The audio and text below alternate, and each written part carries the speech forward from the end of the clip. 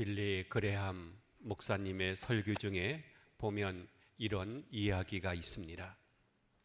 동과 동서독이 나뉘어 있을 때 동독의 개 한 마리가 베를린 장벽을 넘어서 서독으로 왔습니다. 사람들이 이 개를 붙잡고 물어봤습니다. 왜 왔느냐? 먹을 것을 안 주더냐? 개가 대답합니다. 아닙니다. 그러면 잠자리가 없더냐? 아닙니다. 그럼 왜 넘어왔느냐? 그러자 이 동독개가 이런 대답을 하는 것입니다. 동독에서는 마음대로 짖을 수가 없어서요. 그래서 넘어왔다는 것입니다. 여러분, 자유라고 하는 것은 이처럼 소중한 것입니다. 부자라고 해서 행복한 것은 아닙니다. 물질에 매여 살면 한 평생 동안 물질의 노예가 되어서 살아가게 됩니다. 권력을 가졌다고 해서 성공한 것도 아닙니다. 문제는 그가 얼마나 자기 자신으로부터 자유하느냐 하는 것입니다. 그 자유의 영역만큼 행복을 누리게 되어 있습니다. 참 자유를 모르게 되면 그는 자유인이 아니라 노예인 것입니다. 노예 상태라고 하는 것과 노예성이라고 하는 것은 다릅니다. 노예 상태에서 벗어났는데 노예성을 아직도 버리지 못했다면 이 사람은 자유인이 아닙니다. 노예 상태에서 풀려났지만 여전히 노예의 속성을 가지고 있다면 그는 아직도 노예인 것입니다. 오늘 본문에서 보면 우리가 잘 알고 있는 출애굽 사건을 이야기하고 있죠. 출애굽은 한마디로 해방된 사건입니다. 아마도 해방 사건치고는 출애굽 사건만큼 드라마틱하고 굉장한 사건이 역사에 없을 것입니다. 우리는 36년 동안 일본 사람들의 손에 있다가 해방이 됐지만 이스라엘 백성들은 무려 400년 동안 애굽에서 종살이했습니다. 그것도 노예 생활로 400년입니다. 몇 세대를 거쳐서 종살이를 한 것이죠. 그래서 노예로 태어나서 노예로 죽어가던 사람들입니다. 이런 사람들이 자유를 얻으리라고는 그 누구도 상상조차 하지 못했을 것입니다. 오직 하나님의 능력과 이적과 기사로 이루어진 일이죠. 우리나라도 하나님의 큰 능력으로 해방되었습니다. 우리나라가 그때 무슨 힘이 있었습니까? 미국이 일본에 원자폭탄을 터뜨리니까 이래선 우리 다 죽겠다 해서 두 손 들고 항복하게 된 것이죠. 하나님의 은혜로 이 나라가 해방이 된 것입니다. 400년 동안 속박 이 가운데 지내온 그들이 자유를 얻어서 출애굽을 할 때 얼마나 기뻤습니까? 태극기를 들고 흔들리면서 얼마나 기뻐했는지 모릅니다. 그런데 문제가 있었습니다. 이렇게 400년 동안 노예 상태에서 자유를 얻어 해방은 됐지만 그들의 생활 습관과 그들의 사상과 그들의 마음은 여전히 노예 상태에 머물러 있었다는 것입니다. 이스라엘 백성들이 얼마나 드라마틱하게 구원을 받았습니까? 그러면 당장 좀 고생이 되더라도 노예로 살다가 죽느니 광야에서 죽는 한이 있어도 단 하루를 살다가 자유인으로 살다가 죽는 것이 행복하다. 이렇게 생각해야 되지 않겠습니까?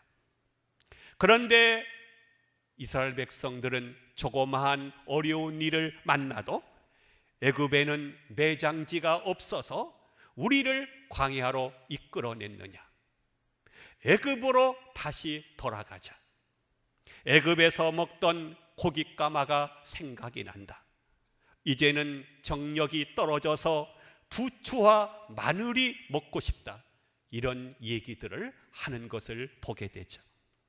여러분, 이게 말이나 되는 소리입니까? 애굽으로 다시 돌아가자니요. 어떻게 애굽으로 돌아가자는 말을 할 수가 있는 것입니까? 그들은 노예 상태에서 벗어났지만 마음은 아직도 노예 근성을 버리지 못한 것입니다.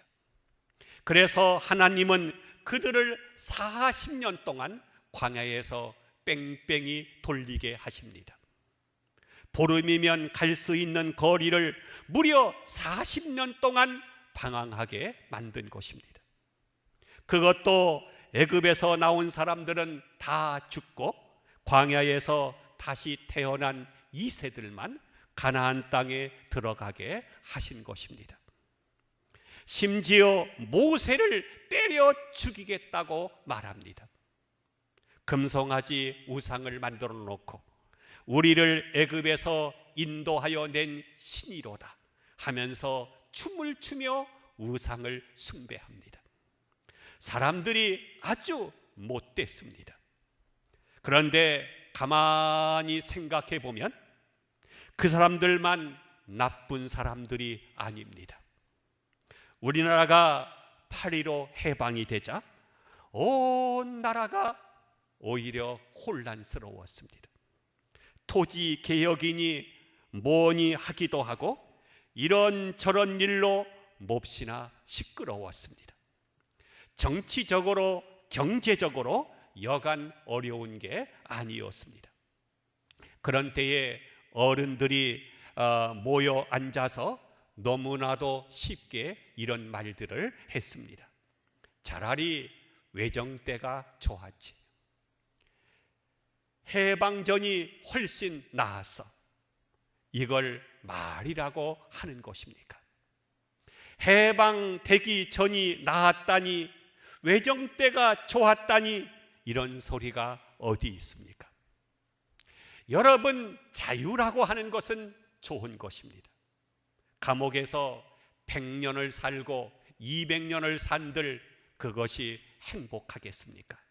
단 며칠을 살아도 자유롭게 살아야 인간인 것이죠.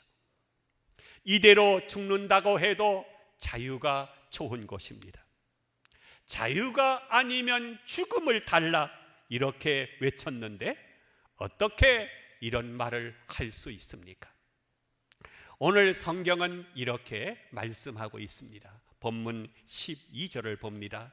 너는 너를 애굽 땅 종되었던 집에서 인도하여 내신 여호와를 잊지 말자. 과거를 잊지 말라. 너희가 종되었던 것을 잊지 말라. 너희가 노예 생활하던 것을 잊지 말라. 과거에 매이지 말라는 것입니다. 그런데 사람들은 건망증이 많아서 지난 일들, 나쁜 것들은 다 잊어버리고 좋았던 것만 기억합니다. 그래서 그때가 좋았지, 이렇게 말들을 하는 것이죠. 이렇게 이스라엘 백성들이 과거를 생각하고 과거로 돌아가면서 하나님 앞에 크게 범죄하고 하나님의 진노를 사서 광야에서 많은 사람들이 엎드려져 죽은 것입니다.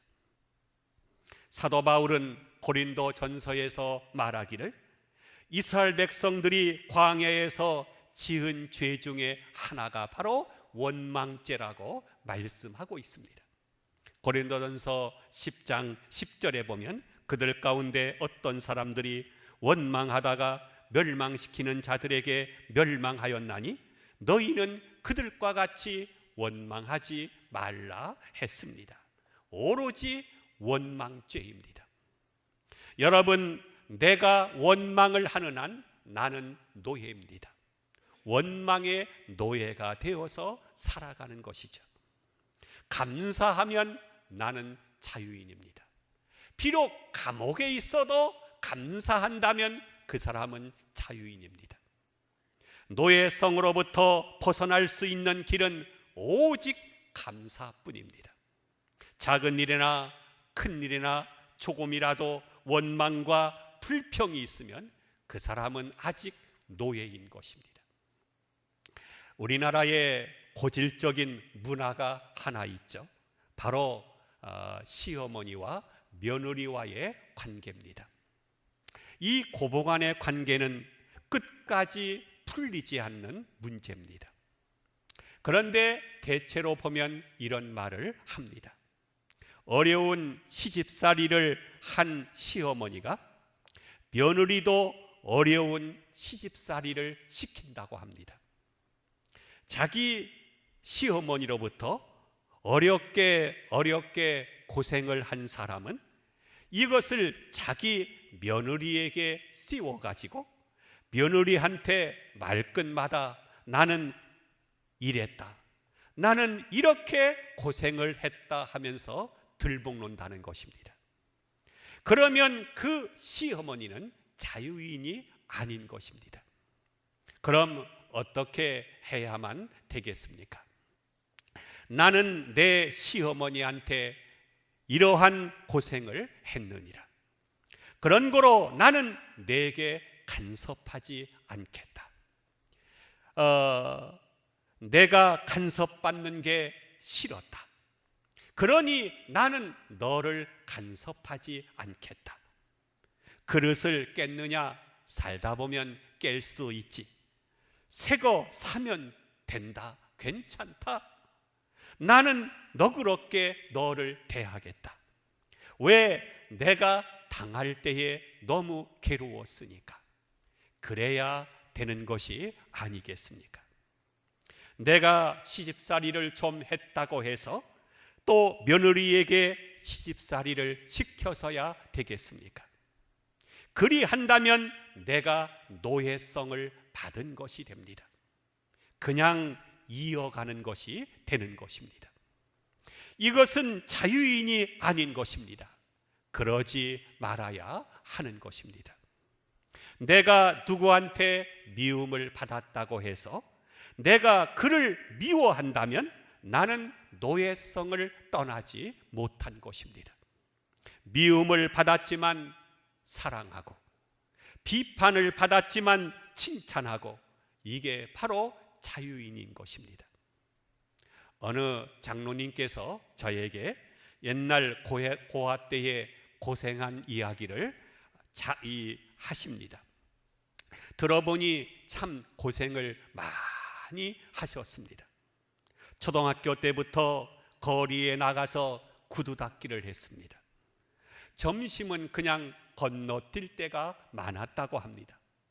그럼 이제 어떻게 해야 되겠습니까?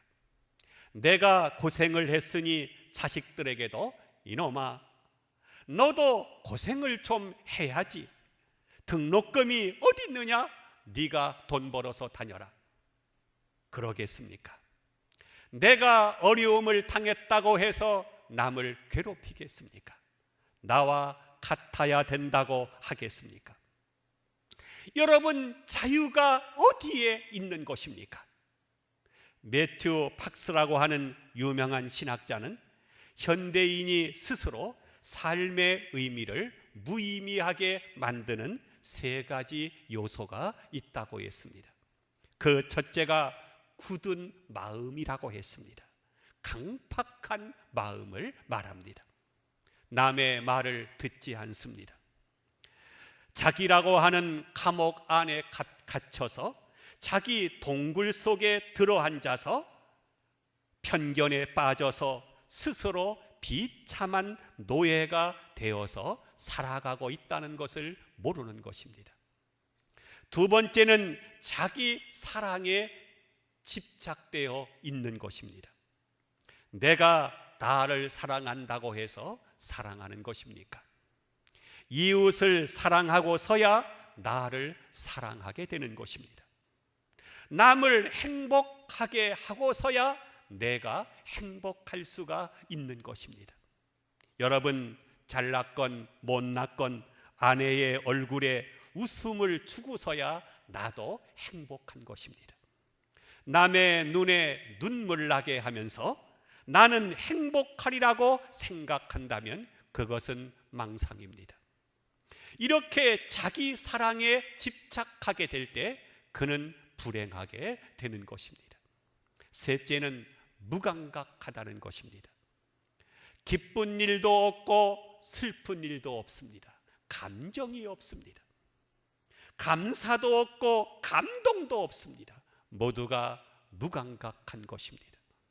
현대인은 이렇게 의식 없는 생을 살아가고 있다, 이렇게 그는 지적하고 있습니다.